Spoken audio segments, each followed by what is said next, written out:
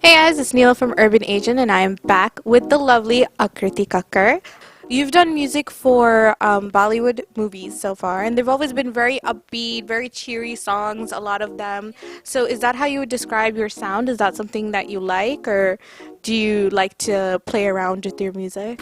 I'm a very greedy artist and I like to sing all genres, just that I don't relate to uh, metal, rock, and that's the only form I don't enjoy hearing or singing too much. I don't think it's quite my zone. Apart from Bollywood, I feel that every artist, in fact, I'd say on behalf of every artist, that Bollywood is not something that can describe an artist completely, because you're never singing like your own self.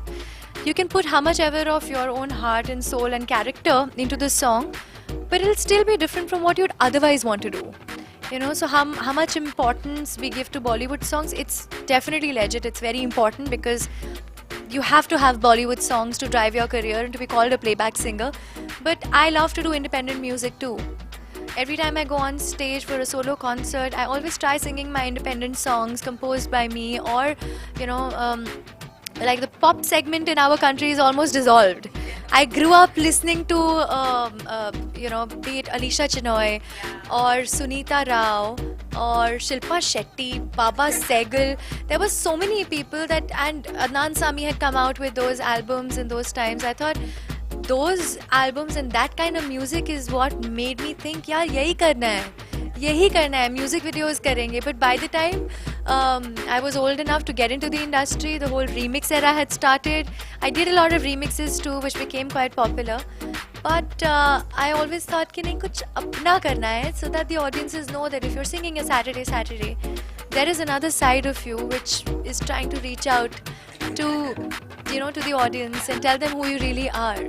So, if you had to describe your own sound, not the Bollywood songs that you've done, so just your sound, how would you describe it? Like 3 words.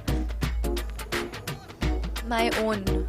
Just my own. Just my own. Your sisters are singers as well. So, have you guys ever done anything together? We haven't recorded anything together, but we do a whole lot of live gigs together. So, we're coming out with a single really soon, the three of us. So I think that's going to be really incredible. You give them tips? Do you guys train together? Do you criticize each other? How does that work? It's the best example of a love-hate relationship. I think that's what siblings are all about. They often tell me style and fashion tips, and I keep telling them, यार ये सुर ऐसे भी लग सकता था. What if how about you trying it like this? I think the family itself that I belong to is a very, very close-knit family. I got my music from my mother. She's postgraduate in music from the Delhi University, and she's been a music teacher all her life. So I guess that whole माहौल जो रहता है वो घर पे हमेशा से था. And precisely why I picked up music, and looking at my sisters, when they were really, really young, they always used to say we want to get into music, but I never pushed them. I always insisted that they learn. And you know what happens is when kids are young and just enter teens, they get very excited looking at how glossy the life of an artist looks. You're traveling business class, you stay in a 5-star hotel, but they don't really know on the outside what it really takes to be there. You don't sleep in time, you don't eat in time. You forget almost what city you are, and if you're traveling like crazy, there's no body clock, there's no time zone.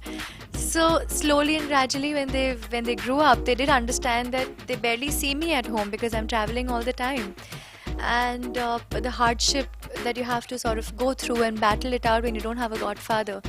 So finally, when they started understanding this aspect of being in the industry, is when I really wanted to encourage them, because it's not a bed of roses, but I feel it's amazing that some people, only those limited people who are blessed enough to follow their passion and make it into a profession. Because your mom is, trained and she is so highly educated with music background, do you feel that your parents are a stricter critic of you? I think initial stages pe, when I had started learning music and started taking part in competitions, there were no reality shows, no cable connections, no internet the way it is today. I'm talking of 25, 26 years back. You say that like you're so old. She's very young. You're not that old. No, but it's actually a fact. When I was 10 years old is when I had come and performed here. So it's been a long journey, but had my parents not been strict enough with me doing my riyaz, and if I don't attend my music class or take it very lightly and go out and play more than singing, then I don't think I would have been able to reach here. And all the strictness that you're talking about, I think my parents did push me to sort of keep pace with studies and music simultaneously. Um, so that brings me to this one thing that my father always used to say: a doctor can always become a singer, but a singer can't become a doctor. So keep your education in the right place, get your degrees, and keep following music side by side.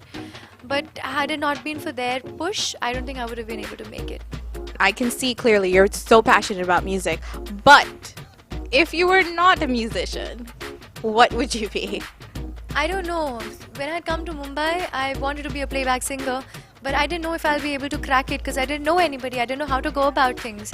So me and my father had moved here for 6 months. If I wouldn't have been able to make it, maybe I would have just gone back to Delhi, studied more music, been a music teacher, and I really don't know. Oh, no. I never gave myself an option, I think. You're also the judge of a reality show. So tell us more about that. What's it like being a judge? I was judging Saregamapa Little Champs, and the kids there were literally this much. Literally, just this much. And they could fit under a table. They were so tiny, and the talent was unbelievable. I think, an older sister for all those little kids there, and a friend to the parents, because I felt that I've been there, done that. My parents had supported me, else I wouldn't have been able to get anywhere. And I know the kind of passion that I saw in those children. Even if I had to correct something in a child's the way of rendition or diction, I used to do it in a way that I thought it shouldn't disappoint them, it shouldn't discourage them, they shouldn't feel that they're not good enough, because that's a very impressionable age. So I think it was a very elevating, evolving experience for me. Would you do it again? Would you, if you were called again from Saregamapa to judge? Absolutely, I'd absolutely pick it up again. Yeah. And I've been a product of Saregama in the year '97. So yeah, it almost felt like home, but it felt so amazing to be on the other side and sort of give inputs to the little contestants, little children, to get better. There is a lot of artists out there who remix your songs and they've remade your songs too. So have you heard any remixes that other people have done of your songs? I think there are a whole lot of people who keep covering songs. So I think that's great, because had I not had a single Bollywood release, probably I would be doing the same. That's the only way today you can tell the world that I wish I would have sung this song, and if I sang it, this is how it would be. Was there anyone that impressed you that you've seen? I've heard a lot of covers of Johnny Gaddar. I've heard a lot of covers of Abhi Abhi. So it just makes me feel happy that people think they're great enough songs to cover.